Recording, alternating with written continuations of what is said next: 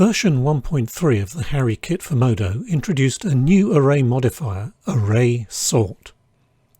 Let's take a look at it and see it in action. ArraySort has two inputs.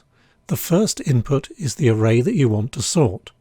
You can simply plug an array into this channel and the output will be a sorted version of the input.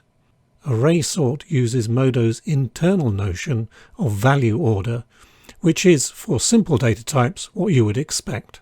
ArraySort also lets you flip the ordering from ascending to descending.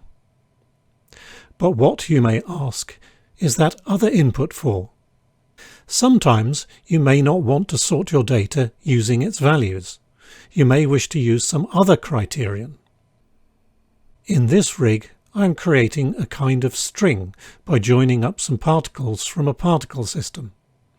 I have used particles to array to capture the particle positions and then a create polygons mesh operation to create the string.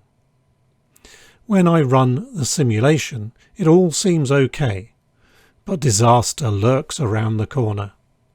As the particles start being culled, the order of the positions is no longer correct, and you can see the result. This is where Harry comes to the rescue.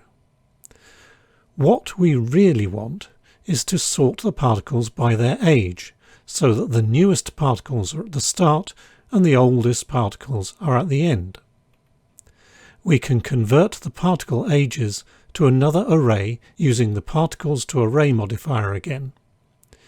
Feed our array of positions into the ArraySort input and the particle ages array into the sort keys input. ArraySort will now sort the particle positions into age order. Now everything is well. ArraySort is part of the Harry kit for MODO, available from Gumroad at the link in the description.